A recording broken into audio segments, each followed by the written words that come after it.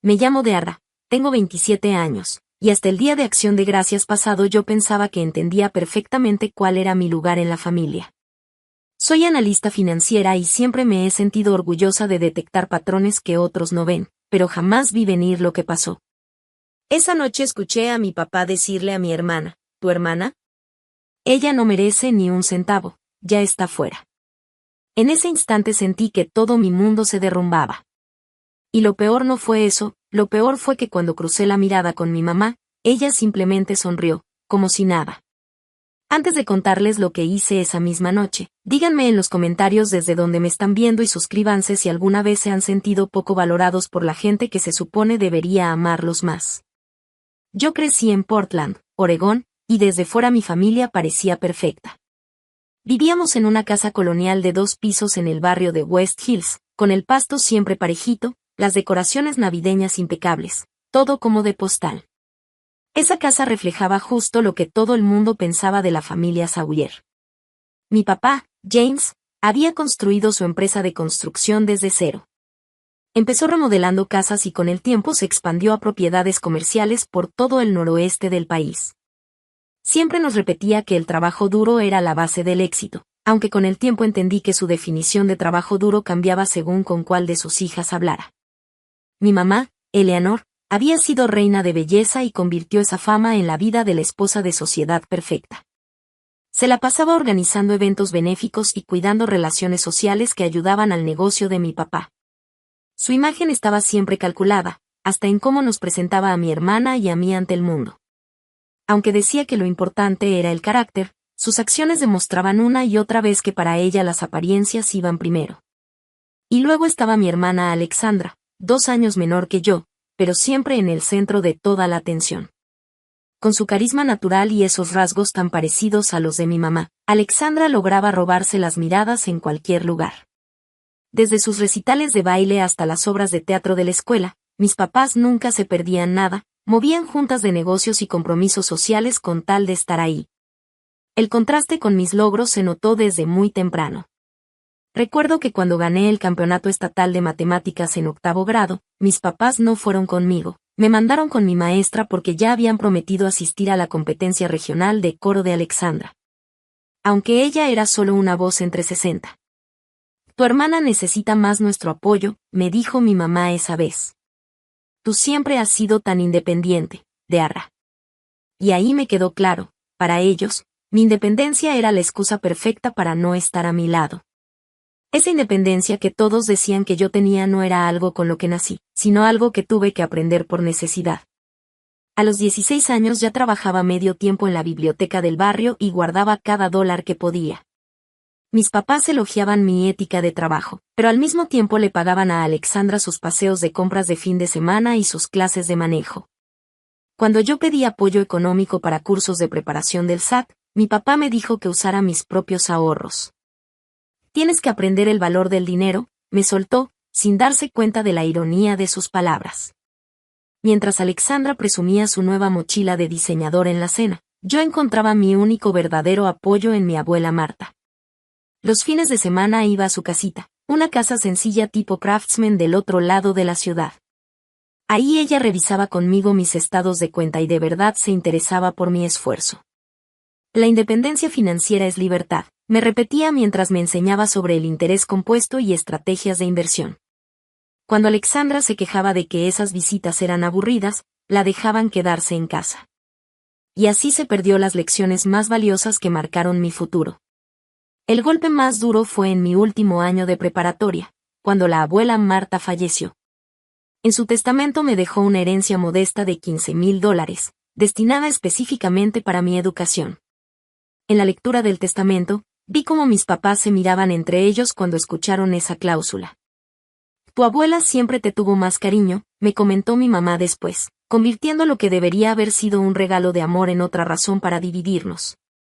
Esa herencia se convirtió en mi boleto para entrar a un programa de finanzas en la Universidad de Northwestern. Aún así, en mi casa, ese logro se minimizaba. Yo tuve que trabajar en varios empleos dentro del campus para complementar mi beca y el dinero de la herencia. Mientras tanto, Alexandra entró a la Rhode Island School of Design para estudiar moda, y mis papás le cubrieron la colegiatura completa, su departamento y todos sus gastos. Tu hermana tiene un espíritu muy creativo, decía mi papá. Ella necesita libertad para explorar sus talentos sin preocuparse por el dinero. Cada vez que regresaba a casa en vacaciones, esa diferencia de trato era más difícil de ignorar.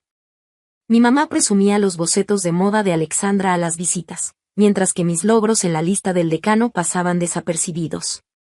Y cuando los familiares preguntaban por mis estudios, mi papá cambiaba de tema enseguida.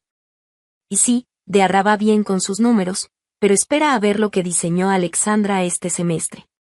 Para cuando me gradué, ya había aprendido a esperar ese desbalance y a tragarme el dolor. Mis papás llegaron tarde a mi ceremonia porque el desfile de moda de fin de año de Alexandra se había alargado. También aprendí a celebrar mis logros en silencio, a sentirme orgullosa de mí misma sin esperar validación de personas que parecían incapaces de dármela. Lo que todavía no entendía era que ese favoritismo no solo era hiriente, sino que estaba preparando el terreno para una traición mucho más calculada de lo que yo podía imaginar. Esos pequeños desprecios y logros ignorados eran apenas síntomas de un problema más profundo. Uno que tarde o temprano me obligaría a replantear no solo mi relación con mi familia, sino mi propio concepto de valor personal. Después de graduarme con honores summa cum laude, acepté un puesto en una reconocida firma de consultoría financiera en Chicago. Me separé casi 3.000 kilómetros de la dinámica familiar que había marcado mis años de formación. Esa distancia fue una liberación, tanto física como emocional. Por primera vez, mis logros se reconocían por lo que eran, sin comparaciones con Alexandra ni comentarios despectivos de mis papás. Mi pequeño departamento tipo estudio en Lincoln Park se convirtió en mi refugio. No tenía más de 65 metros cuadrados, pero era mío, pagado con mi propio salario. Lo fui amueblando poco a poco, pieza por pieza, y cada cosa nueva representaba un paso más hacia una vida definida únicamente por mis propias decisiones. En la pared, mi certificación financiera enmarcada ocupaba el lugar más especial, más que cualquier foto familiar. Y ese detalle, lo sabía, era a la vez un triunfo y una tragedia. Siguiendo la disciplina que mi abuela Marta me había inculcado, armé un plan financiero personal bien estricto. A los 24 años ya tenía un fondo de emergencia de 6 meses, un portafolio de inversión diversificado y aportaciones para mi retiro que incluso colegas mayores admitían que superaban a las suyas. Mientras mis amigos gastaban en vida nocturna y marcas de lujo en Chicago, yo prefería mantenerme disciplinada, encontrando satisfacción en ver crecer mi patrimonio mes con mes. A pesar de la distancia emocional que mantenía, seguía cumpliendo lo que consideraba obligaciones familiares. Cada mes transfería $500 a una cuenta que, en un inicio, había creado para apoyar a mi papá durante una baja en su negocio de construcción. Aunque después la economía se recuperó y su empresa volvió a florecer, yo seguía depositando ese dinero.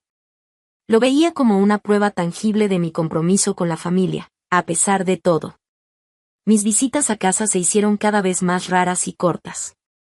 Cada día de Acción de Gracias o Navidad en Portland me dejaba agotada emocionalmente, porque los mismos patrones de mi infancia seguían repitiéndose ya de adulta. Mis logros profesionales recibían una felicitación rápida y superficial, antes de que la conversación girara, como siempre, hacia la última aventura de moda de Alexandra. Sin importar si realmente había tenido éxito o no. Y la verdad es que el éxito para Alexandra nunca llegaba. Después de graduarse intentó lanzar su propia línea de ropa varias veces, y todas fracasaron. Cada caída era amortiguada por la intervención financiera de mis papás. Cuando su primera tienda temporal cerró a los 3 meses, mis padres le dieron capital para intentarlo otra vez. Cuando se le cayeron los pedidos al mayoreo, ellos pagaron los costos de producción. Mientras yo iba construyendo mi futuro ladrillo por ladrillo, con disciplina y esfuerzo, Alexandra vivía con la tranquilidad de saber que cualquier error financiero sería borrado sin consecuencias. En una cena navideña particularmente tensa, después de que cuestioné el sentido de financiar el tercer intento fallido de negocio de Alexandra, mi mamá me dijo: «Tu hermana es una artista. Ella necesita libertad para perseguir su visión sin estar limitada por preocupaciones prácticas». La implicación silenciosa pesaba en el aire, yo era la práctica, la confiable, la que sabía de dinero, pero sin el brillo especial de Alexandra. Mi éxito era esperado, casi aburrido, sus fracasos eran vistos como parte de un viaje romántico, digno de admiración y de seguir invirtiendo en él. Esa desigualdad me fue generando un resentimiento que ardía lento, difícil de reconciliar con mi deseo de mantener algún lazo familiar. Cada promoción que recibía, cada inversión que me daba frutos, venía con un sabor agridulce. Sí, estaba demostrando mi valor de la forma más clara posible, pero nunca lograba el reconocimiento que Alexandra recibía solo por existir. 3 años después de haberme mudado a Chicago, conocí a Michael, un ingeniero estructural cuya forma práctica de ver la vida era muy parecida a la mía. Él venía de una familia irlandesa grande, bulliciosa, donde el cariño se expresaba abiertamente y los logros se celebraban por igual. Desde fuera, notó tensiones en mis pocas llamadas con mis padres que yo ya había normalizado. Una vez, después de escuchar una conversación donde le conté a mi mamá que me habían ascendido a analista senior y ella inmediatamente cambió el tema para hablar del próximo desfile de Alexandra, Michael me dijo: "Te encoges cuando hablas con ellos. Es como ver a alguien doblarse cada vez más, hasta hacerse chiquita". Su perspectiva me abrió los ojos. A través de él empecé a reconocer las tácticas de manipulación que mis papás usaban, cómo mantenían el control por medio del dinero y las emociones, y la manera en que siempre nos habían puesto a Alexandra y a mí como rivales en vez de aliadas. Michael me animó a poner límites más claros, a exigir el respeto que mis logros merecían.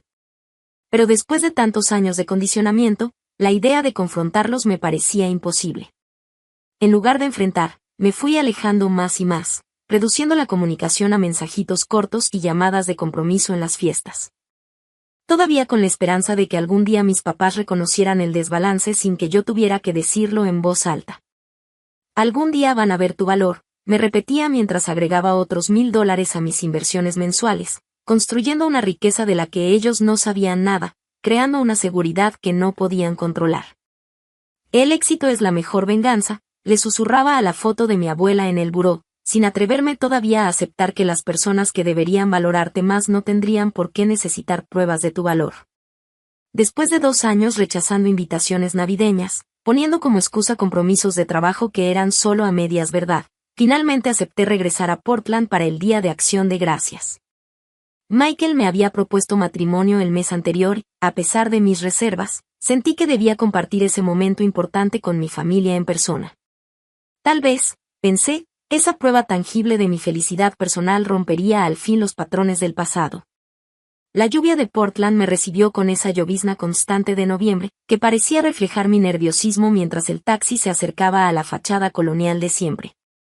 Mi mamá me abrió la puerta con esos besos al aire que nunca llegaban a mis mejillas, y de inmediato sus ojos se fueron directo al anillo de compromiso.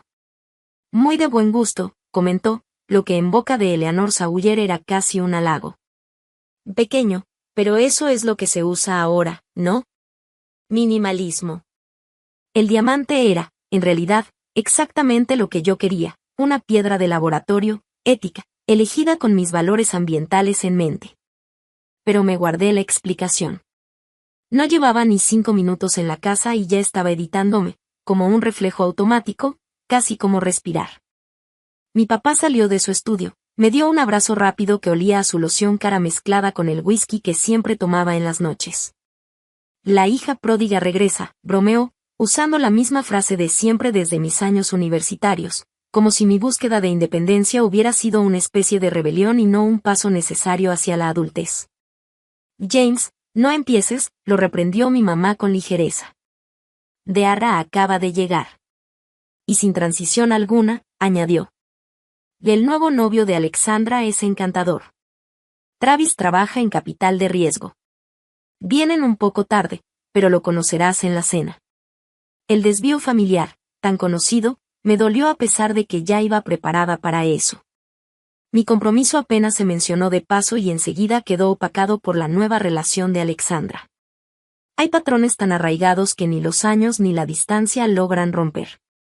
Cuando me instalé en mi antiguo cuarto, ahora convertido en un cuarto de visitas genérico, sin rastro alguno de mi adolescencia, noté que en el pasillo todavía colgaban los premios y fotos de la infancia de Alexandra. Mis trofeos académicos, al parecer, no merecían la misma conservación. Tragué esa observación, como tantas otras a lo largo de los años, mientras sacaba de la maleta el atuendo que había elegido con cuidado para la cena y los pequeños regalos que llevaba. Unos libros de planeación financiera con mensajes escritos por mí. Antes de la cena, mientras tomábamos una copa, mi papá anunció que había programado una reunión familiar para el viernes en la mañana. Solo unos asuntos de planeación financiera que quiero hablar, dijo con tono casual, aunque sin mirarme del todo a los ojos. Ya que las dos están establecidas en sus carreras, es momento de hablar del futuro del legado familiar. Mi corazón se levantó un poco. Tal vez esta visita marcaría un cambio. Tal vez por fin valorarían mi experiencia financiera. Imaginé que mis logros podrían ser reconocidos como parte de ese legado familiar. Tomé un sorbo de vino con un renovado optimismo, dándome permiso de pensar en un reequilibrio dentro de nuestra dinámica. La casa, en sí, casi no había cambiado en mi ausencia. La sala formal todavía tenía los muebles victorianos incómodos que mi mamá había heredado, más para presumir que para usar. La cocina seguía siendo territorio exclusivo de mi papá, el único espacio doméstico que él reclamaba como suyo. Con electrodomésticos profesionales que usaba en las cenas de fiesta con la misma precisión con la que cerraba negocios. Mi mamá iba y venía con los últimos detalles de la cena, repartiéndome tareas, siempre con una crítica sutil escondida en cada petición. Las servilletas hay que doblarlas bien, Dearra, ¿te acuerdas cómo te enseñé? Aunque supongo que en Chicago no recibes gente de manera tan formal en tu ambiente de trabajo. Cada comentario llevaba su espinita, suposiciones sobre mi vida que no valía la pena corregir. Porque explicar las cenas sofisticadas con clientes que yo misma organizaba o las conexiones sociales que había cultivado sonaba como una defensa que no debería ser necesaria. Así que doblé las servilletas de lino en forma de abanico perfecto y me mordí la lengua. La llegada de Alexandra provocó el alboroto de siempre, su entrada perfectamente calculada para causar impacto después de que todos ya estábamos en el comedor. Apareció con uno de sus propios diseños, un vestido negro dramático con detalles arquitectónicos que mostraban su talento creativo. Detrás de ella venía Travis, alto, guapo en ese estilo clásico que parecía requisito para los novios de Alexandra. Su seguridad se notaba en la sonrisa fácil y el apretón de manos firme. Todos, él es Travis Wilson, anunció Alexandra innecesariamente, como si presentara a una celebridad. Travis, mis papás James y Eleanor, y mi hermana Dearra. Ella también trabaja en finanzas. La forma en que lo dijeron, de inmediato me puso a la par de Travis, como si fuéramos iguales en lo profesional, aunque en realidad nuestras carreras no podían ser más distintas. Yo había construido mi reputación con base en análisis y servicio a clientes, mientras que él, como inversionista de capital de riesgo, se movía en un mundo de contactos y apuestas calculadas con el dinero de otros. La comparación era superficial, pero mis papás la tomaron al vuelo. Ustedes van a tener tanto de qué platicar, dijo mi papá entusiasmado, acomodando a Travis a su lado, no junto a Alexandra. Cuéntame de tus proyectos actuales. Alexandra había mencionado algo de startups tecnológicas, y a partir de ahí toda la cena giró alrededor del trabajo de Travis. Mi papá lo bombardeaba con preguntas sobre estrategias de inversión y tendencias de mercado, temas que jamás había discutido conmigo, a pesar de mi experiencia profesional. Mi mamá, por su parte, quería saber todo sobre su familia y brilló de emoción cuando Travis contó que sus papás tenían una casa de verano en los Hamptons. Cuando la plática se desvió un momento hacia mi compromiso, Alexandra cortó de inmediato anunciando que ella y Travis estaban pensando en irse a vivir juntos. Mi mamá, encantada, se lanzó enseguida a hablar de colonias bonitas y posibles remodelaciones, como si se tratara de un proyecto familiar urgente. Mi noticia, en cambio, no despertó ninguna pregunta ni sugerencia. Entre el plato fuerte y el postre intenté aportar algo significativo, mencionando el trabajo de mi firma con empresas familiares en planes de sucesión.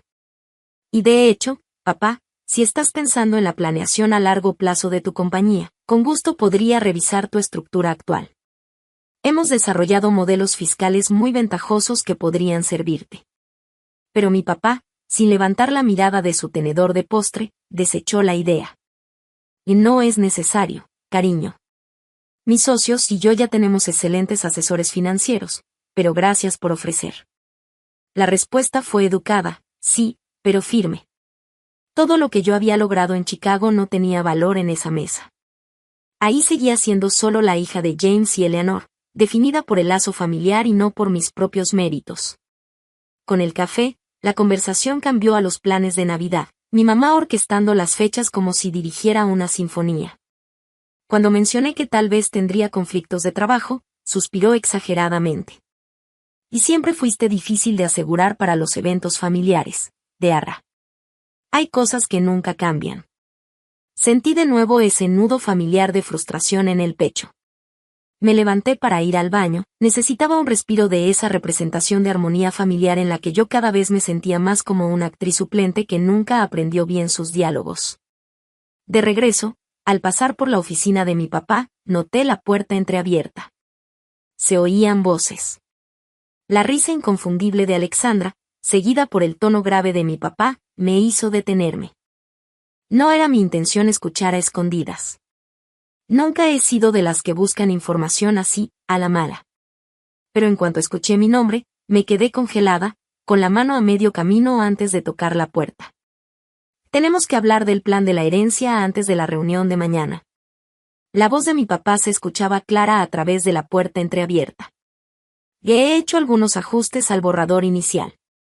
Desde el pasillo, alcancé a ver un pedazo del cuarto, mi papá sentado detrás de su escritorio de caoba, Alexandra acomodada en el sillón de piel frente a él y mi mamá de pie junto a la ventana, con la lluvia marcando líneas sobre el vidrio.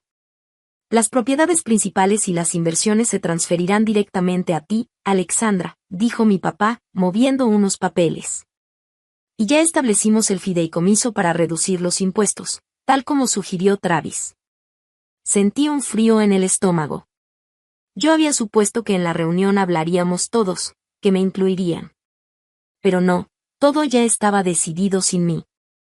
¿Y qué pasa con Dearra?, preguntó Alexandra, con un tono de duda que hasta me sorprendió. ¿No debería estar en esta conversación? La respuesta de mi papá me golpeó como si me hubieran dado un puñetazo. ¿Tu hermana? Ella no merece ni un centavo. Está fuera. Las palabras quedaron flotando, duras, definitivas. No eran una propuesta ni un tema a discutir, ya era un hecho consumado. James, dijo mi mamá, pero sin verdadera oposición. Tal vez deberíamos decirlo con un poco más de tacto cuando hablemos con ella. Mi papá soltó una risa corta, seca, esa que tantas veces había usado para aplastar opiniones que no compartía. ¿Por qué? Dearra tomó sus decisiones. Abandonó la oportunidad de formar parte del negocio familiar para correr detrás de su carrera corporativa en Chicago. Ha venido 2 veces en 3 años. Solo llama en cumpleaños o fiestas, ¿por qué tendría que beneficiarse del legado que yo construí? La vista se me nubló por las lágrimas que querían salir, pero las contuve con fuerza. No iba a perderme ni una sola palabra de lo que decían. Además, agregó mi mamá, con ese tono suyo tan calmado, tan razonable, el mismo que siempre hacía que sus críticas fueran imposibles de rebatir. Dearra siempre ha sido muy independiente, siempre tan terca en querer hacer las cosas a su manera. Esto, en realidad, es darle exactamente lo que ella siempre quiso, autonomía financiera. La lógica torcida me dejó sin aire. Mi independencia, que nació de la necesidad porque nunca me ofrecieron apoyo, ahora la usaban como excusa para excluirme por completo. Ella gana buen dinero en esa firma, continuó mi papá. No necesita nuestra ayuda. Tú sí, Alexandra. Tus proyectos creativos requieren capital que los bancos tradicionales no entienden. Tu visión necesita apoyo. Vi a mi hermana moverse incómoda en el sillón y por un instante sentí una chispa de esperanza. Quizá me iba a defender, quizá iba a decir lo obvio, que todo esto era injusto. Pues, dijo despacio, pero se siente mal no incluirla para nada, ¿no podríamos dejarle aunque sea algo simbólico? Mi mamá se apartó de la ventana y le puso una mano en el hombro. Y cariño, tu generosidad es admirable, pero tu padre y yo ya hablamos mucho de esto. Dearra eligió un camino aparte de la familia. Sus prioridades están en otro lado. Ella ya construyó su propia red de seguridad. Tú necesitas la nuestra. Es así de simple, remató mi papá con firmeza. El silencio que siguió pesaba como plomo, cargado con la traición más grande de todas. Desde donde estaba, Pude ver cómo Alexandra bajaba un poco los hombros, rindiéndose, dejando que esa pequeña resistencia se deshiciera frente a la unión de mis padres. Además, añadió mi mamá, bajando la voz como si hablara de un secreto, tenemos que ser prácticos con la situación real de nuestras finanzas. La expansión del negocio no ha rendido como esperábamos, y el proyecto del Westside sigue atorado en permisos. Lo que queda tiene que manejarse con cuidado, no podemos repartirlo entre intereses que compiten. Esa revelación me sacudió todavía más. Siempre habían mostrado el negocio de mi papá como un éxito indiscutible, pero ahí estaba la verdad, problemas tan serios que incluso afectaban la planeación de la herencia. Otra realidad escondida detrás de la fachada bien cuidada de la supuesta prosperidad de los Augier. Y justo cuando toda esa información me golpeaba como una ola, debí haber hecho un ruidito sin querer, porque la cabeza de mi mamá se giró hacia la puerta. Nuestros ojos se encontraron a través de la rendija. Su expresión cambió de sorpresa a algo más frío, más calculador. En lugar de mostrar vergüenza por haber sido escuchada, o aunque fuera un poquito de preocupación por mis sentimientos, sus labios se curvaron en una sonrisita, una de esas sonrisas que lo dicen todo. Esa sonrisa me destrozó cualquier posibilidad de pensar que todo era un malentendido o una decisión difícil tomada a la fuerza. No. Ella no se arrepentía de que yo hubiera escuchado. No se arrepentía de la decisión en sí. Esa sonrisa me dejó claro que ya lo habían hablado, que ya habían cerrado filas, y que yo quedaba fuera de su círculo íntimo. Retrocedí tambaleándome, con las piernas flojas. 27 años de recuerdos se me vinieron encima de golpe, reacomodándose en mi mente con este nuevo entendimiento, las ceremonias académicas a las que nunca llegaron, los logros minimizados. La ayuda económica que a Alexandra le daban sin pestañear mientras yo trabajaba en varios empleos, las constantes veces que desviaban la atención cuando se trataba de mí. Nada de eso había sido casualidad ni descuido. Eran piezas de una verdad que había tratado toda mi vida de no ver en los ojos de mis padres. Yo siempre había sido prescindible. De alguna manera regresé a la habitación de invitados sin toparme con nadie. Cerré la puerta despacio, sin ruido, y me dejé caer en la orilla de la cama. El edredón de flores genéricas me recordó, como una bofetada, que me habían borrado sistemáticamente de esa casa, de la historia de esta familia. Años de descuido emocional sutil se cristalizaban ahora en un hecho imposible de negar. Me habían sacado de la historia familiar. No solo en lo económico, sino en lo esencial. Está fuera. No solo de la herencia, sino del círculo de pertenencia real, del cariño verdadero. Sentada en ese cuarto frío, rodeada de paredes beige sin ningún rastro de mi existencia, me cayó encima una claridad extraña que surgía entre el dolor. La aprobación que había buscado toda mi vida, el reconocimiento que tanto trabajé por ganar, nunca había estado disponible para mí. Ningún logro habría sido suficiente, ningún esfuerzo bastaría para conseguir el lugar que a Alexandra le regalaron solo por ser quien era, por tener algo intangible que, al parecer, a mí me faltaba. El hueco en mi pecho empezó a transformarse en algo más duro, más firme. Si para ellos yo ya no era parte de la familia, tal vez era hora de aceptar esa realidad y actuar en consecuencia. La analista financiera dentro de mí, entrenada para evaluar situaciones con objetividad y diseñar respuestas estratégicas, empezó a imponerse sobre el caos de mis emociones. No era solo que hubiera escuchado una conversación. Lo que había recibido era información crítica. Información que pedía acción. Y por primera vez en mi vida, supe exactamente qué acción tenía que tomar. Dormir fue imposible. Mi mente corría en círculos, calculando implicaciones y posibilidades, analizando todo como si se tratara del caso más complejo de un cliente, solo que esta vez el cliente era yo misma. Para las 2 de la madrugada, la casa ya estaba en completo silencio. Cada quien se había metido a su cuarto, sin imaginar que su mundo estaba a punto de cambiar para siempre. Yo, en mi cuarto de visitas, tenía la computadora encendida en la oscuridad. La pantalla iluminaba mi cara mientras revisaba, paso por paso, cada cuenta financiera ligada a mi familia. Como analista financiera siempre he llevado todo con orden, con registros, con historiales de cada gasto, de cada apoyo, de cada transferencia que había hecho durante años. Y lo que empecé a juntar en esa hoja de cálculo contaba una historia muy distinta a la que mis papás siempre habían querido hacerme creer. Desde que empecé mi carrera, había transferido más de $40,000 a la cuenta familiar. Esa cuenta que, según mi papá, al principio era solo para cubrir un problema temporal de flujo en su negocio. Pero esas transferencias no pararon, ni siquiera cuando yo me mudé a Chicago. Mes tras mes, yo seguía mandando dinero. Una hija apoyando a la familia, aunque por dentro me mantuvieran lejos, aunque nunca reconocieran el sacrificio. Y ahora me daba cuenta de que, según sus conversaciones privadas, ese dinero era lo que en realidad había estado sosteniendo un negocio con problemas mucho más graves de lo que me habían contado. Y todavía había más. Revisando con calma descubrí algo que me sacudió todavía más. La herencia de $15,000 que me dejó mi abuelita, dinero que se suponía era únicamente mío, había sido tocada hace 3 años.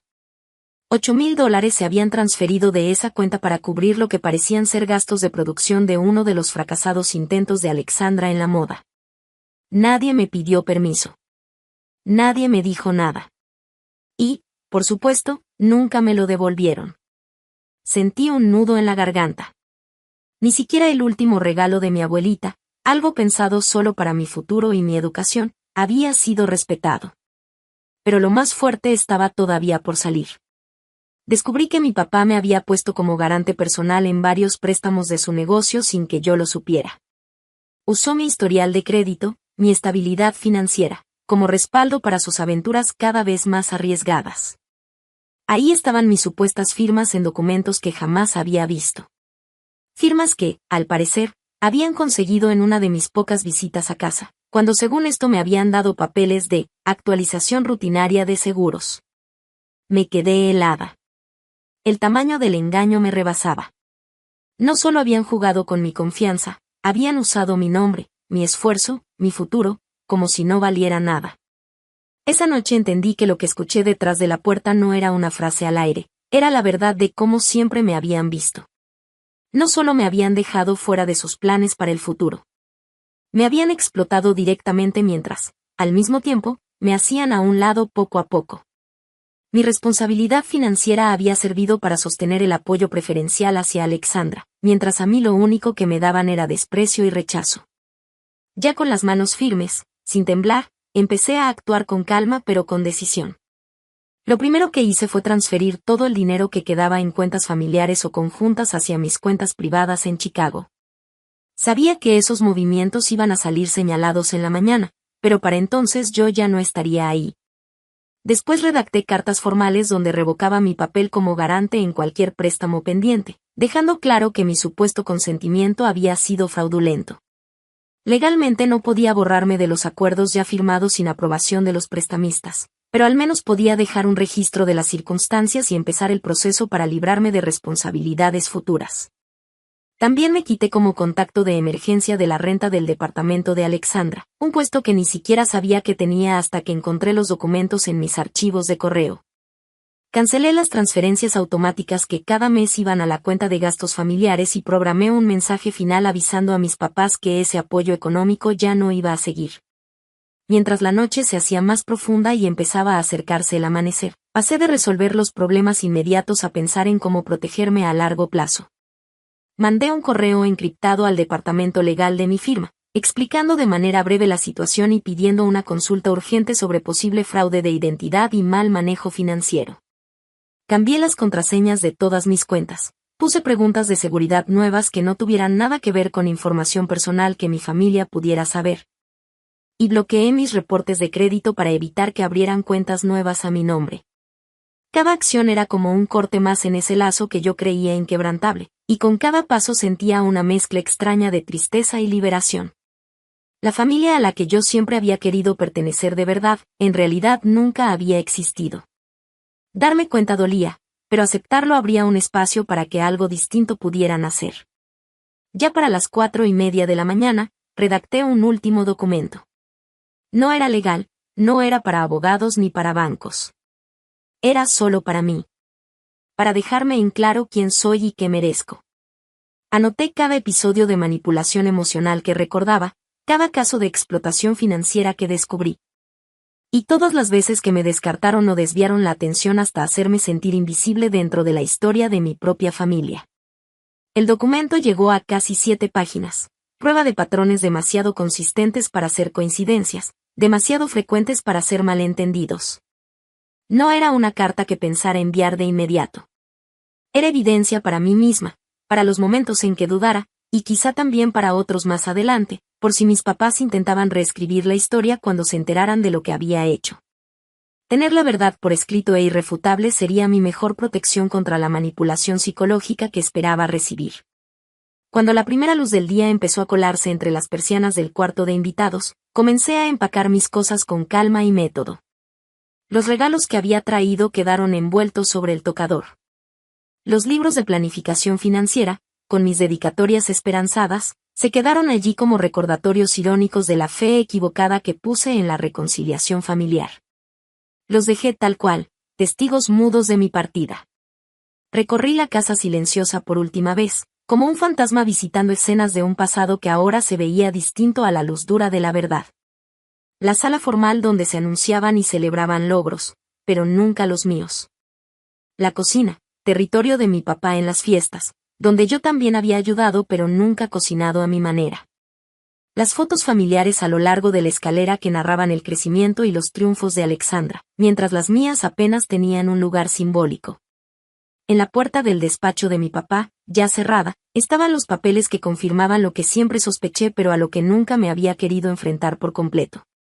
Detrás de esa puerta se habían tramado planes para construir un futuro que me excluía por completo. Un legado familiar que me dejaría fuera, a pesar de todo lo que yo había puesto para sostenerlo.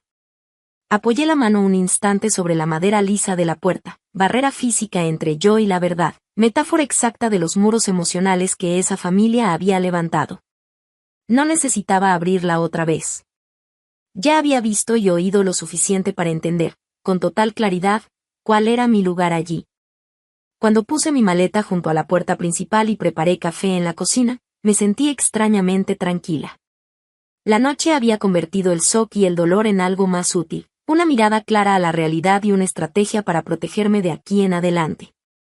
Tal vez por primera vez en mi vida estaba viendo a mi familia sin el filtro de esperanza y necesidad que siempre había distorsionado todo. Cuando el café terminó de hacerse, serví 4 tazas y las acomodé en la mesa del comedor, como una invitación silenciosa a la que sería mi última conversación con la familia Sawyer. Luego me senté en mi lugar de siempre, ese asiento que siempre me dejaba un poco fuera del círculo central, y esperé a que la casa despertara a esta nueva realidad. El primero en aparecer fue mi papá, atraído por el aroma del café y sorprendido de ver que alguien más ya estaba despierta antes que él. Se quedó un momento en el marco de la puerta, claramente extrañado de encontrarme tan tranquila en la mesa, vestida desde temprano, con mi maleta visible en la entrada detrás de él. ¿Te levantaste temprano?, y comentó, con un tono neutral, evaluando la situación. ¿Todo bien? Siéntate, papá, le dije, señalando su lugar de siempre en la cabecera de la mesa. Hice café para todos. Hay cosas que necesitamos hablar antes de que me vaya. Algo en mi voz debió avisarle que no era una plática cualquiera, porque no dijo nada más, solo se sentó y rodeó con sus manos la taza de café que ya le había puesto. ¿Te esperamos a tu mamá y a tu hermana?, preguntó, entornando los ojos mientras estudiaba mi expresión. Sí, respondí. Esto les concierne a todos. Como si hubiéramos invocado su presencia, mi mamá apareció en la entrada, ya vestida con uno de sus atuendos casuales pero carísimos. Intentó disimular la sorpresa de encontrarnos ahí sentados tan temprano, pero no lo logró del todo. ¿Qué es esto? ¿Una junta previa?, bromeó, aunque sus ojos iban de mi papá a mí, midiendo la tensión en el aire. Siéntate, Eleanor, le dijo mi papá con voz de hombre de negocios, claramente sintiendo que una negociación estaba por empezar. Dearra tiene algo que decirnos. Mi mamá tomó asiento a su lado, frente a mí. Su postura, perfecta como siempre, era ese escudo social que nunca se quitaba, ni siquiera en su propia casa.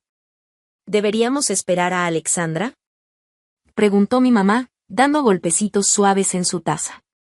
Aquí estoy, dijo mi hermana desde la entrada, con el cabello todavía despeinado por el sueño y la confusión marcada en la cara al vernos reunidos tan temprano. ¿Qué está pasando? Siéntate, Alexandra, le pedí, usando el mismo tono calmado y profesional que empleo en juntas difíciles con clientes. Justo estaba por explicar. Cuando tomó su lugar y el círculo familiar quedó completo por última vez, saqué de mi maletín 3 carpetas idénticas con documentos que había preparado durante la noche. Ayer en la noche escuché una conversación en la oficina de papá, empecé sin rodeos. Una plática sobre los planes de herencia de la familia, planes en los que, aparentemente, yo no estoy incluida. La reacción fue inmediata. El rostro de mi papá se endureció con esa máscara impasible que usaba en las negociaciones difíciles. La mano de mi mamá se quedó congelada a medio camino hacia su taza de café. Los ojos de Alexandra se abrieron grandes, saltando entre ellos dos, entendiendo de golpe la tensión que se respiraba en el cuarto. Esa era una conversación privada, dijo mi papá, sin confirmar ni negar nada. Sí, lo era, respondí. Una conversación privada sobre el legado de la familia, un legado del que yo estoy explícitamente fuera. Tus palabras exactas, si no me equivoco, fueron: tu hermana no merece ni un centavo. Está fuera. La primera en reaccionar fue mi mamá, dejando salir su instinto de mantener la fachada, tratando de recuperar el control de la historia. Idearra, cariño, malinterpretaste las cosas. La planeación financiera es complicada y tu padre solo estaba explicando escenarios distintos. Y no me mientas, mamá, la interrumpí con voz firme, aunque la emoción me quemaba por dentro. Ya no vi tu cara cuando te diste cuenta de que yo estaba en la puerta. No estabas apenada, ni mucho menos arrepentida. Sonreíste. Esa observación la silenció más que cualquier acusación. Porque la sonrisa había sido real, espontánea, antes de que pudiera fingir la típica expresión de preocupación maternal. ¿Qué traes en esas carpetas?, preguntó mi papá, lo bastante hombre de negocios para saber que dejarse llevar por la emoción no le serviría en esa conversación. Deslicé una carpeta hacia cada uno de ellos. Ahí tienen un registro completo de todo lo que he aportado a esta familia en los últimos 5 años. $47,832 en transferencias directas a la cuenta de gastos familiares. $8,000 sacados de la herencia de mi abuela sin mi permiso, y documentos de préstamos donde aparezco como aval aunque jamás firmé para eso.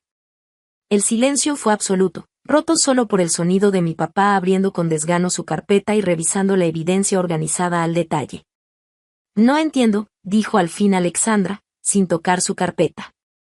¿Por qué habrían necesitado tu dinero? El negocio de papá es exitoso. Pues no tan exitoso como nos hicieron creer, le contesté, mirando a los ojos a mi papá mientras levantaba la vista de los papeles. Según lo que escuché, hay problemas de flujo de efectivo con la expansión del negocio y trabas con los permisos del proyecto en Westside. La mandíbula de mi papá se tensó. Esa fue la confirmación suficiente. Los negocios siempre tienen retos. Eso es normal. Nada de lo que ustedes tengan que preocuparse. Se volvió mi problema cuando me pusiste como aval de préstamos de la empresa sin mi consentimiento, le solté, señalando la página correspondiente en la carpeta. Eso es fraude, papá. La acusación quedó flotando en el aire, imposible de negar o reinterpretar. Mi papá había cruzado la línea, ya no era solo manipulación emocional, ahora se trataba de una posible falta criminal. Y todos lo sabíamos. Y todo lo que he hecho ha sido por esta familia, dijo al fin, con la voz más baja y a la defensiva. Para mantener nuestro estilo de vida, para darles oportunidades a ustedes, mis hijas. Ah, Alexandra, lo corregí en voz baja. Las oportunidades fueron para Alexandra. Yo me mantengo sola desde los 16. Trabajando en la biblioteca mientras tú pagabas sus compras, sacando préstamos estudiantiles mientras tú cubrías su colegiatura y su departamento, construyendo mi carrera sin apoyo ni conexiones. Mientras tú financiabas un fracaso tras otro en sus negocios de moda. Alexandra se estremeció como si la hubiera golpeado. Eso no es justo, protestó. Yo no sabía nada de esto. ¿De verdad?, le pregunté directo. ¿Nunca te preguntaste por qué yo trabajaba en la prepa y tú no? ¿Por qué yo tenía deudas estudiantiles y tú no? ¿Por qué viví en un estudio 3 años en Chicago mientras tú estrenabas un 2 recámaras en Brooklyn? Su silencio fue la respuesta. Había aceptado la diferencia como si fuera lo normal, el trato preferencial como algo que le tocaba por derecho, sin cuestionar de dónde salía el dinero ni por qué a mí nunca me llegaba el mismo apoyo. Ya transferí todo mi dinero fuera de cualquier cuenta vinculada a esta familia, continué, regresando mi atención a mis papás. Y ya inicié el proceso para removerme como aval de esos préstamos fraudulentos. He cancelado todas las transferencias automáticas a la cuenta familiar y ya consulté con abogados sobre la apropiación indebida de los fondos de mi herencia. Mi mamá soltó un jadeo, llevándose la mano a la garganta en un gesto demasiado dramático para ser sincero. ¿Vas a demandar a tu propia familia? Y dijo, después de todo lo que hemos hecho por ti. La pregunta estaba tan fuera de la realidad que casi me dio risa. ¿Qué exactamente nos has hecho a mí, mamá? Respondí. Ilumíname. Porque desde donde yo veo, ustedes se han quedado con mi apoyo económico mientras me excluían sistemáticamente de la historia familiar. Me han aprovechado por mi estabilidad y han minimizado mis logros. Me han usado como red de seguridad para Alexandra y me han tratado como un segundo plano. Mi papá, siempre práctico, percibió lo delicado de su situación y trató de negociar. ¿Y qué quieres, Dearra, un plan de herencia revisado? Podemos hablar de alternativas. Y no quiero nada de ustedes, contesté, sorprendida de lo verdadera que sonaban mis propias palabras.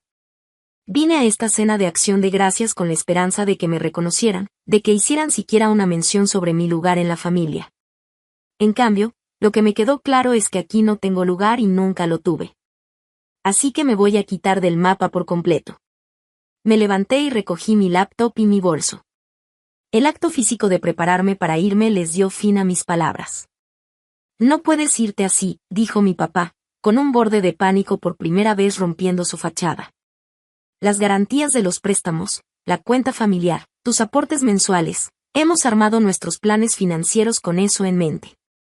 Esa admisión confirmó lo que sospeché aquella noche. Mi estabilidad financiera había sido un pilar silencioso y nunca reconocido que sostenía su estilo de vida y los proyectos creativos de Alexandra.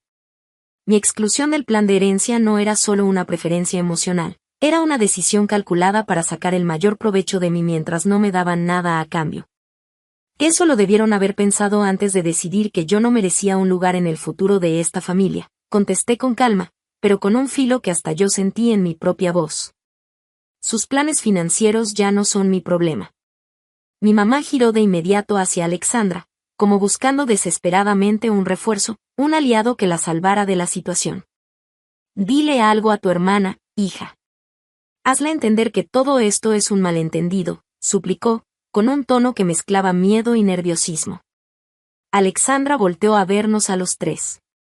Su mirada iba de mis ojos a los de mis papás, como si por primera vez en su vida estuviera observando la dinámica familiar desde afuera, sin estar protegida en el centro del favoritismo que siempre había disfrutado. Se mordió el labio, respiró hondo y, con una voz más seria de lo normal, preguntó. ¿Y es cierto? Y dijo, dirigiéndose directamente a nuestros padres. ¿Es cierto que el negocio de papá tiene problemas? ¿Es cierto que han estado usando el dinero de Dearra para mantenerme a mí, mientras la sacaban del testamento? Las preguntas quedaron flotando en el aire como un cuchillo que nadie quería agarrar. Eran tan directas que era imposible disfrazarlas o cambiarlas de sentido. Mis papás se miraron entre ellos, ese tipo de mirada silenciosa que yo conocía desde niña. Esa rápida consulta donde decidían cuál versión de la realidad iban a inventar o maquillar para mantener el control. Pero esta vez Alexandra no les dio tiempo. Sorprendiéndome a mí también, continuó hablando con una claridad que nunca antes le había escuchado. Siempre nos han puesto una contra la otra, ¿verdad? Su voz temblaba, pero no de inseguridad, sino de coraje contenido. Me hicieron la favorita para que Dearra se matara intentando ganarse su aprobación. Usaron su sentido de responsabilidad para que sostuviera a la familia con su dinero, mientras me hacían creer que yo necesitaba su apoyo para poder perseguir mis sueños. El rostro de mi papá se puso rojo, no solo de enojo sino de quedar expuesto con tanta precisión. Eso es ridículo, espetó, golpeando la mesa con la palma abierta. Siempre hemos apoyado a nuestras dos hijas de acuerdo con sus necesidades y sus decisiones. No, replicó Alexandra despacio, como si la verdad se estuviera encajando dentro de ella misma mientras hablaba. No es apoyo. Es manipulación. A mí me hicieron dependiente, como si no pudiera moverme sola. Y a Dearra la hicieron sentir que nunca era suficiente, aunque lo lograra todo sin ustedes. El silencio fue pesado, pero distinto al de antes. Era el silencio de un equilibrio que se rompía, de un poder que cambiaba de manos.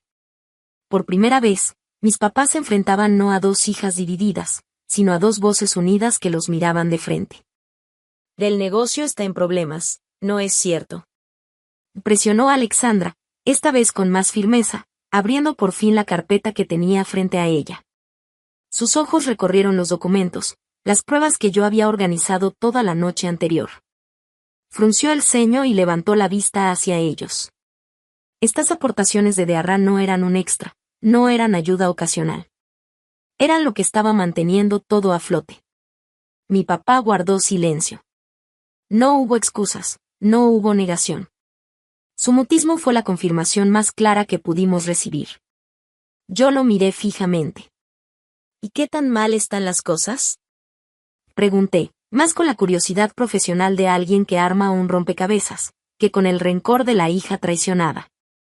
Por un instante, mi necesidad de saber la verdad superó mi deseo de soltar todo y salir corriendo. Mi papá se quedó callado unos segundos eternos. Y entonces, lo vi desinflarse. Ese aire de empresario exitoso, esa fachada de hombre que siempre tenía todo bajo control, se empezó a resquebrajar. Sus hombros se encorvaron apenas, como si por fin el peso de tantas mentiras le cayera encima. Con la voz más baja, admitió. El proyecto de West Side lleva 6 meses de retraso, y está muy por encima del presupuesto. Los costos ambientales salieron el triple de lo que calculamos al inicio. Sus palabras quedaron suspendidas, pero todos entendimos lo mismo, la ruina no era una posibilidad, era una realidad que ya estaba instalada en nuestra mesa. Los préstamos de construcción están ahogados en deudas, y 3 inversionistas ya se retiraron, confesó mi papá al fin. Sus palabras pesaron en el aire como ladrillos cayendo al piso. Esa confesión explicaba demasiado de lo que había escuchado en su oficina la noche anterior. No había mucho que repartir en la herencia. Lo poco que quedaba, ya lo habían decidido para Alexandra, porque según ellos ella necesitaba apoyo, mientras que yo, por haberme hecho independiente, era lo suficientemente autosuficiente para ser descartada sin remordimiento. Me quedé callada un momento, procesando, y luego lo solté en voz alta, casi sin pensarlo. ¿Por qué no me pidieron ayuda profesional?, pregunté, genuinamente confundida. La analista financiera dentro de mí no podía evitar buscar soluciones, reestructurar deuda, atraer nuevos inversionistas, replantear la estrategia de expansión. ¿Y aceptar el fracaso?, me interrumpió mi papá, con amargura. Sus ojos ardían, no de tristeza, sino de orgullo herido. Reconocer que mi hija, la que dejó la universidad para ponerse a dibujar vestidos, recibió más apoyo económico del que tenía sentido, mientras que mi otra hija, la exitosa, la que llevaba años advirtiéndome que fuera más conservador con las expansiones, ¿en realidad tenía razón? El silencio que siguió fue brutal. Ni mi mamá ni Alexandra dijeron nada. Todos entendimos lo mismo. En la casa Sawyer siempre había importado más la apariencia que la verdad, más el orgullo que la estabilidad, más la imagen de familia perfecta que la realidad del desastre financiero. Aceptar errores era aceptar que la narrativa que ellos habían inventado, el cuento del éxito, de la hija brillante y la otra suficiente por sí sola, siempre había estado mal construida. Respiré hondo, y con calma recogí mi maleta que seguía en el recibidor. Me voy, dije, con una voz que ya no temblaba. Tengo un vuelo a Chicago en unas horas. Les sugiero que hablen con asesores legales y financieros sobre su situación. Yo no voy a seguir ayudándolos. Mi mamá se levantó de golpe, lágrimas corriéndole por las mejillas, aunque eran más actuación que sentimiento. Se agarró la garganta como si no pudiera respirar y exclamó: ¿De verdad abandonarías a tu familia justo cuando más te necesita? ¿Qué clase de hija hace eso? Hace apenas unas horas, esa pregunta me habría destrozado. Toda mi vida había buscado su aprobación, me habían entrenado para sentir culpa, para cargar responsabilidades que nunca fueron mías. Pero algo dentro de mí se había roto, o mejor dicho, se había liberado durante esa noche. Ahora lo veía todo con otra claridad. La clase de hija que ustedes criaron, respondí con firmeza, mirándola directo a los ojos. Una hija independiente, autosuficiente y práctica sobre dónde poner sus recursos. Esa lección sí me la enseñaron muy bien. Tomé mi bolso y me dirigí hacia la puerta. En ese instante, Alexandra se levantó lentamente de su silla. Sus ojos estaban rojos, pero no de coraje sino de vergüenza. Lo siento, murmuró, apenas audible. Nunca lo vi. Siempre acepté lo que me daban sin preguntarme por qué a ti no te tocaba lo mismo. Me detuve y la miré. Su disculpa, aunque tardía, tenía un peso real, y me alivió más de lo que quería admitir. Y no era tu responsabilidad verlo, le contesté suavemente.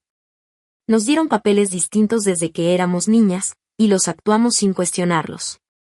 Yo, la que debía cargar, tú, la que debía recibir. Abrí la puerta, y justo cuando estaba a punto de salir, escuché a mi papá detrás de mí. Su voz sonó distinta, con un tono de desesperación que jamás le había conocido. Deara, espera. Podemos renegociar. Podemos hacer cambios. Me giré por última vez. La imagen frente a mí era como una fotografía que se grabaría para siempre en mi memoria. Mi madre con lágrimas falsas y la postura rígida de siempre, mi papá desmoronándose por primera vez en su vida. Y Alexandra parada al borde de un despertar tardío. Todo ese mundo, esa familia perfecta que tanto habían cuidado aparentar, se estaba derrumbando frente a mis ojos. Negué con la cabeza despacio y dije con una calma definitiva. No. No podemos. Ustedes decidieron cuál era mi lugar en esta familia hace mucho tiempo. Ahora soy yo la que decide. Cerré la puerta detrás de mí. El clic suave de la cerradura sonó como un punto final, como el cierre de un capítulo que llevaba 27 años escribiéndose. La lluvia caía ligera, mojándome el cabello mientras caminaba hacia el taxi que me esperaba al final del camino. Por primera vez en mi vida, sentí como el peso de las expectativas, del rechazo y de la insuficiencia se desvanecía de mis hombros. Ya no era la hija invisible, ni la proveedora silenciosa, ni la sombra de la favorita. Era simplemente yo. Y esa libertad, aunque dolía, sabía a principio. 6 meses después de aquella mañana de Acción de Gracias, estaba parada frente a la ventana de mi nuevo departamento en Boston. La primavera ya se sentía en el aire, y el sol iluminaba el río Charles como si fuera una cinta dorada que se movía con el viento. El cargo de alta dirección que había aceptado en una firma de inversiones prestigiosa me había traído retos profesionales enormes y recompensas que jamás imaginé, pero lo más profundo no había sido el trabajo.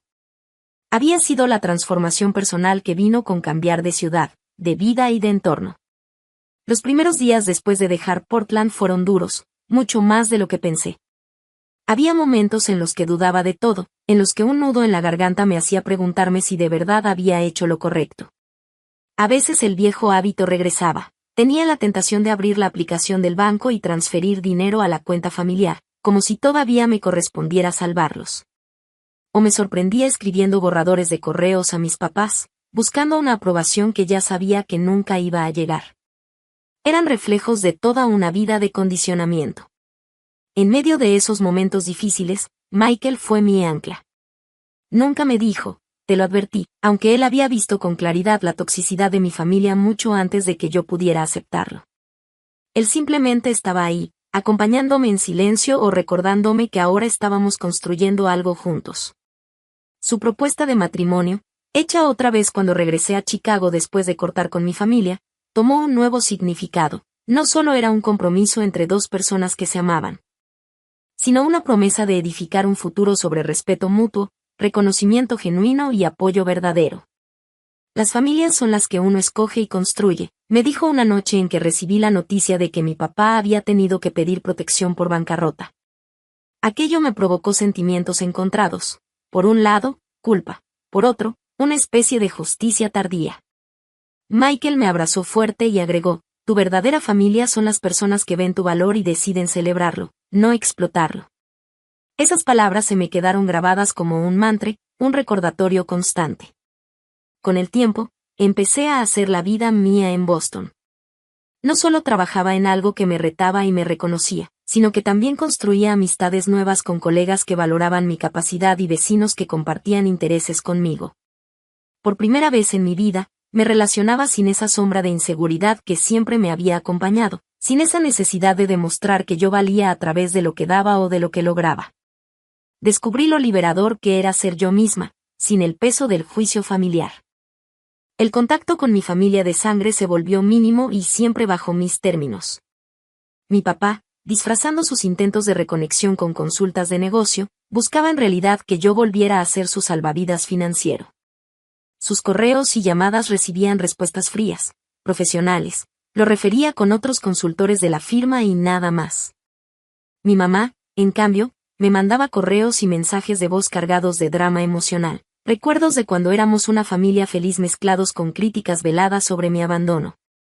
Yo respondía con frases cortas, solo hechos, sin darle la emoción que ella quería provocar. La sorpresa vino de Alexandra.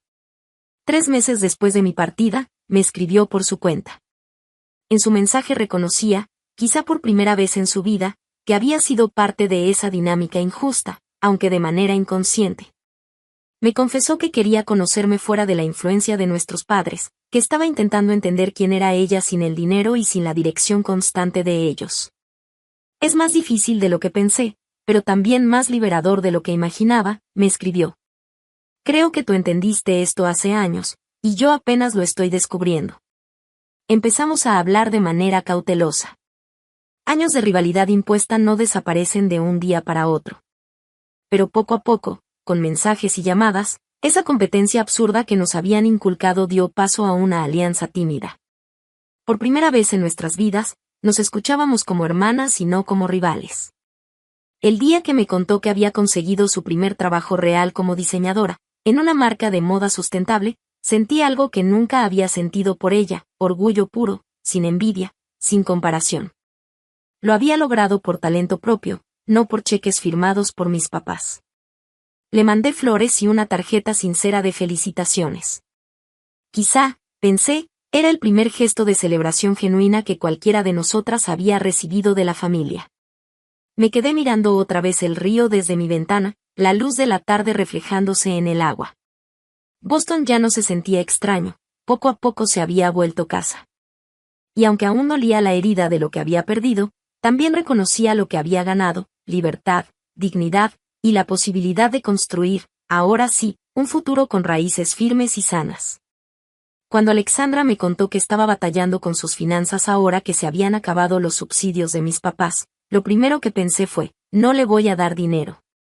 Entendí de inmediato que si yo le ofrecía efectivo, lo único que haría sería cambiar la dependencia del lugar, de mis papás hacia mí. Y eso no iba a ayudarle a crecer. En lugar de eso, recordé lo que mi abuela Marta me enseñó hace años, esas lecciones sencillas pero poderosas sobre cómo manejar el dinero, cómo respetar cada peso, cómo planear con cabeza fría.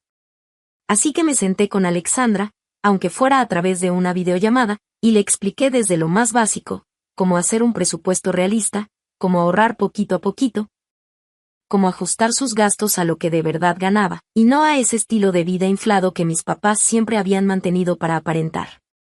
Al principio me veía con cara de fastidio, como si yo fuera su maestra de secundaria dándole una tarea, pero después se fue suavizando. Poco a poco entendió que aquello era libertad disfrazada de disciplina. Un día, mientras platicábamos en una de nuestras llamadas mensuales, soltó una confesión que me dejó callada. Y nunca me había dado cuenta de que todo ese apoyo económico en realidad era control.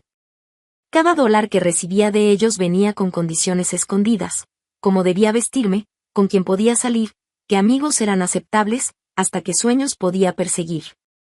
Ahora que recibo menos de ellos, empiezo a escuchar mi propia voz más fuerte.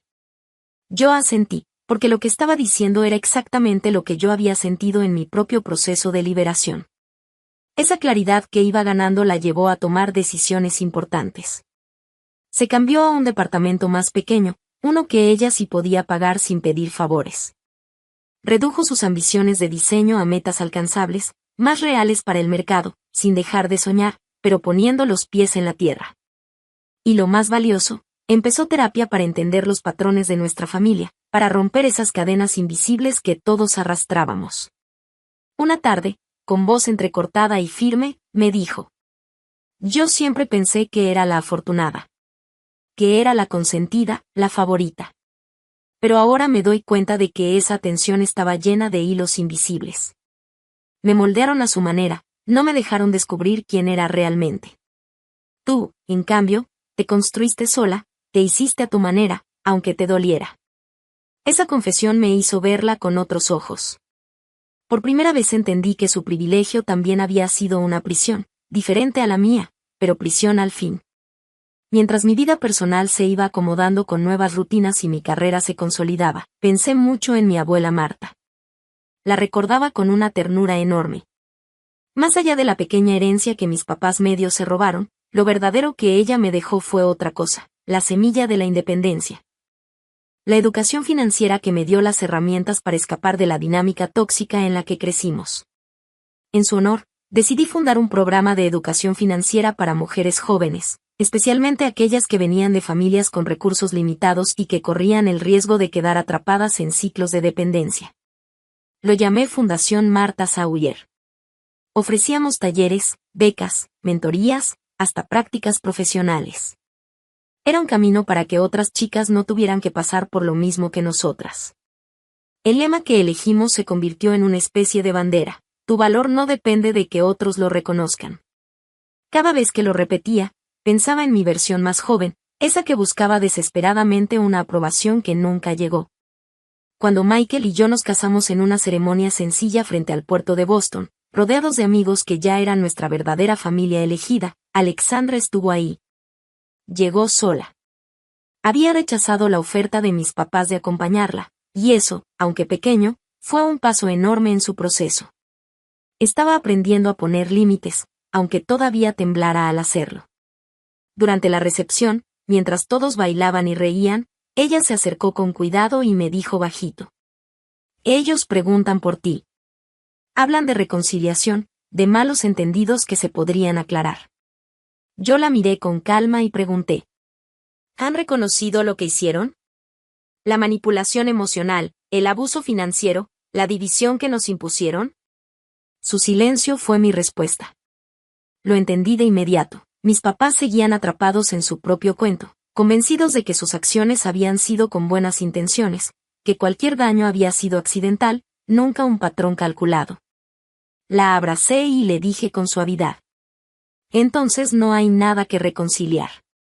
Y en ese momento, sentí que la herida empezaba a cerrar, no porque ellos hubieran cambiado, sino porque yo ya no necesitaba nada de ellos. Ya no estoy enojada, Alexandra, le dije con calma, casi con un suspiro de alivio. Solo acepté que los papás que necesitábamos no fueron los que tuvimos. Esa relación que yo soñaba nunca estuvo disponible, sin importar qué tan perfecta intentara ser o cuánto aportara para ganarme un lugar. Mi hermana se quedó callada unos segundos. Después asintió despacito, como si las piezas de un rompecabezas empezaran a acomodarse en su mente. Yo antes pensaba que la desafortunada eras tú, confesó. Que por no ser la favorita, tenías que esforzarte el triple para recibir la misma atención que a mí me daban sin pedirla. Pero ahora veo otra cosa: tú desarrollaste una fuerza que yo apenas estoy descubriendo. Quizás, ser ignorada fue, en realidad, tu libertad. Esas palabras me pegaron profundo. Eran la pura verdad. Lo que alguna vez me dolió, esa indiferencia calculada, ese amor condicionado, fue lo que al final me dio las herramientas para independizarme. La misma dinámica que buscaba mantenerme atrapada terminó por darme alas para irme cuando entendí que esa aprobación siempre iba a ser un espejismo que se alejaba cada vez que creía alcanzarlo. Pasaron otros 6 meses, y con ellos llegó el aniversario de 1 año desde que dejé Portland. 1 año desde que solté el sistema familiar que me formó, pero que ya no me definía. Mirando hacia atrás, me doy cuenta de que ese camino no fue recto ni perfecto. No era cuestión de avanzar sin parar, sino de que cada vez volteaba menos hacia atrás. Claro, todavía había momentos en que los viejos hábitos regresaban. Como cuando lograba un triunfo profesional y, casi sin pensarlo, me daban ganas de llamar a mis papás para escuchar un "estamos orgullosos de ti". O cuando tomaba una decisión financiera y sentía la tentación de regresar al papel de la hija que cargaba con todos. pero poco a poco, esas reacciones automáticas se fueron apagando. Dejaron de ser cadenas que me gobernaban para convertirse en recuerdos lejanos, como sombras de un patrón que ya no dictaba mi vida. Con el tiempo aprendí algo que me cambió para siempre. Mi valor no se mide por lo que otros piensen que merezco, sino por lo que yo sé que he ganado con mi esfuerzo. A veces, la familia en la que naces no es la familia que mereces. Y no hay nada de malo en poner límites que protejan tu corazón y tu futuro. El mayor regalo que me di no fue el dinero que ahorré, ni la independencia material. Fue mucho más grande, darme cuenta de que merecía respeto, y encontrar el valor para caminar lejos cuando ese respeto no estaba presente. Si alguna vez te has sentido poco valorado por las personas que se supone que deberían amarte más, quiero que sepas esto: tu valor no se reduce solo porque ellos no lo reconozcan. Ellos pueden fallar en verte, pero eso no cambia quién eres ni lo que vales. Yo sé que no soy la única que ha vivido algo así. ¿Tú también has pasado por dinámicas familiares parecidas? Compártelo en los comentarios. Tu historia también importa, y quizás al contarla, alguien más encuentre fuerzas para liberarse. Y si lo que acabo de compartir contigo resonó en tu corazón, dale me gusta y suscríbete. Aquí hablamos de lo que muchos callan, de las heridas que deja la familia, de cómo sanar, y de cómo construir relaciones más sanas basadas en respeto y autenticidad. Recuerda siempre esto: a veces, el acto más amoroso que puedes hacer por ti mismo es alejarte de las personas que no reconocen tu valor, aunque esas personas sean tu propia familia. Gracias por escuchar mi historia. Te deseo de todo corazón que encuentres el valor de honrar tu propio valor, sea cual sea el camino que tengas que recorrer para lograrlo.